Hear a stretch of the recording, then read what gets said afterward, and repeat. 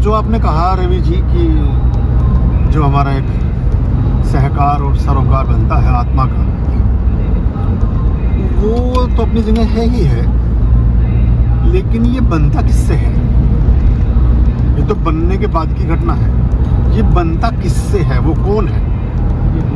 वो जो तत्व है, जो आत्म तत्व है, उसको प्योरेस्ट तब कह सकते हैं जब वो सभी तरह के संशयों से, सभी तरह के डाउट से, सभी तरह की क्वेश्चनिंग से, सभी तरह के संदेहों से और सभी तरह के प्रलापों से और सभी तरह के अभावों से और सभी तरह के प्रभावों से मुक्त रहने वाली एक स्वतंत्र चेतना हो।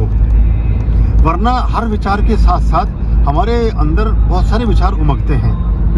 एक विचार आता है, फिर वो विचार वो क्यों आ रहा है, उसमें हम अपनी जो हमारे पूर्वाग्रह हैं, जो हमारी एक अपब्रिंगिंग है, हमारी परवरिश है, या जो कुछ हमने सीखा, समझा, जाना, परखा, पढ़ा, लिखा, सुना और गुना है, उसके आधार पर हम उसका मूल्यांकन करना प्रारंभ कर देते हैं, जबकि 100 में से 95 मौक़ों पर उसकी कोई आवश्यकता नहीं होती। तो जो आत्म तत्व होगा तो शरीर में ही, शरीर धर्मा ही होगा, यानी मनुष्य के रूप में ही होगा वो व्यक्ति। स्त्री और पुरुष बात की बात है, जेंडर का इसमें कोई खास विचार नहीं है, लेकिन इसमें विचार है आत्मवान होने का।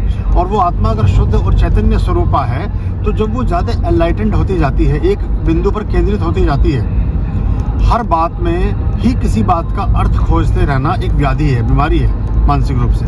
जब आप इससे निर्मूल हो जाते हो, जो भगवान श्री कृष्ण कहते हैं गीता में कि चैतन्य स्वरूप की बात वो कर रहे हैं कि जो मुझे ठीक से समझता है, तो समझते समझते इतना आत्मान और इतना चैतन्य स्वरूप हो जाता है कि बाद में वो मुझ में ही विलीन हो जाता है। अभी जो मुझ में विलीन होने की बात कर रहे हैं, वो ये कह रहे हैं कि मेरे ही जैसा हो जाता है, यानी कि मनुष्य होते हुए भी वो अवतारी पुरुष के रूप में ही मान लो उसको फिर आप। तो वो जो एक स्टेज है, वो है शुद्ध चैतन्य आत्मा की जो एक परिभाषा आप कह सकते हैं कि जो प्योरेस्ट सोल से ये बात शुरू हुई थी कि प्योर सोल कौन है। तो प्योर सोल और उसका सबसे प्राथमिक गुण होगा सभी तरह की नैतिक धर्मिता के प्रति समर्पण। जितने भी वैल्यूज़ हैं उनको वो रेस्पेक्ट करेगी सोल हमेशा, वो सकारात्मक होगी। जितना भी जीवन में पॉजिटिवनेस है, ये उसका एक स्वाभाविक स्वभाव होगा, एक नेचुरल फिनोमिना होगा उसकी हैबिट्स में। और इसके साथ साथ वो सृजनात्मक भी होगी, क्रिएटिव होगी। वो कुछ भी करेगी, वो क्रिएशन के बिना वो रह नहीं सकता है जो प्योरेस्ट सोल होगी, क्योंकि परमात्मा के बहुत निकट है और परमात्मा से बड़ा सृजन धर्मा कोई नहीं है दुनिया में। इतनी बड़ी चीज़ें रोज़ बन रही हैं, रोज़ छरित हो रही हैं और प्रतिपल कुछ नया हो रहा है इस जगत में लाखों साल से। तो उससे वो कभी थका ही नहीं, उसके हाथ कभी रुके ही नहीं, उसकी बुद्धि ने कभी विश्राम की सोची ही नहीं ईश्वर की। तो वो सृजनशील भी होगा और सृजनशील के साथ साथ ये भी होगा सहयोगात्मक, और ये भी सोचेगा कि मेरे से किसी व्यक्ति को क्या लाभ या क्या अच्छा प्रतीत हो सकता है। मेरी एग्जिस्टेंस से, मेरे रहने से दुनिया और सुंदर और स्वस्थ और संतुलित और सुखी और आनंदित और प्रसन्नचित्त हो सकी कि नहीं, ये भी उसके कृत्य में इस तरह की चीज़ों की समावेशिता आपको मिलेगी, इस तरह की चीज़ों की झलक मिलेगी। वो जाने अनजाने इस तरह के कामों में संलग्न रहेगा।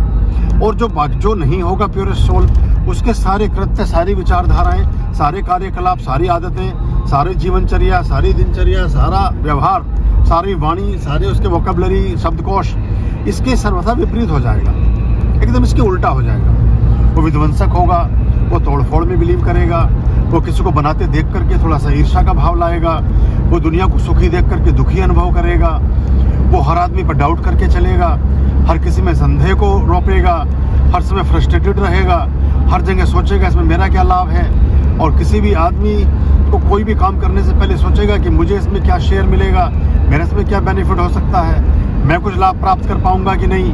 इस तरह के विचारों में वो ज़्यादातर संलग्न रहता है। अगर हम समाज में इसको अगर और क्योंकि लोगों के फिर सवालों में से सवाल उठते हैं और सोचते हैं कि गुरुजी ने तो और उलझा दिया, या कुछ शब्द ऐसे होते हैं जब तक उन शब्दों की तासीर, उन शब्दों की व्याख्याएं आपको ठीक से ज्ञात ना हो तो उसमें आप उलझ जाते हैं। तो और इसे अगर दो शब्दों में हम डिफाइन करें तो जैसे कोई राजनीतिज्ञ है, पॉलिटिशियन है, वो चाह के भी प्योरेस्ट सोल नहीं हो सकता। इवन राजा भी नहीं हो सकता। और एक संतत्व को उपलब्ध कोई आत्मा है, सच्चे अर्थों में संतत्व को उपलब्ध, रंगे विस्यारों की बात नहीं मैं करता, वास्तविक संदर्भों में अगर कोई गुरुत्व को उपलब्ध है और संतत्व को उपलब्ध है और उसकी चेष्टा और कामनाएं संभाव में हैं, सहभाव में हैं, तो वो इसके भी बिल्कुल विपरीत होगा। यानी कि ये प्योरेस्ट सोल की वाली कैटेगरी में आप उनको रख सकते हो या उनसे संबंधित कामों को, और ऐसे व्यक्ति को ईश्वरीय कृत्य सर्वाधिक लुभाएंगे। उसका जो एक प्रेम होगा, उसका जो अफेक्शन कहें, अट्रैक्शन कहें, या उसका एक रिलेशन कहें, वो ईश्वर से संबंधित कार्यों में या परमात्मिक ऊर्जा से संबंधित कार्यों में, सभी तरह की प्रकृति से संबंधित कार्यों में और अच्छे कार्यों में अपने आप ही जन्मजात होगा उसके अंदर ये गुण। ये कुछ बेसिक्स हैं जो मैं समझता हूँ कि शायद कुछ थोड़े बहुत आपके वो क्लियर हुए होंगे। अगर कोई इसके प्रति प्रश्न आपके मन में आ रहा है तो आप मुझसे कहें। आर्यं शरणं शुभमस्तु, संभव करणं अरमस्तु। आर्यं शरणं शुभमस्तु,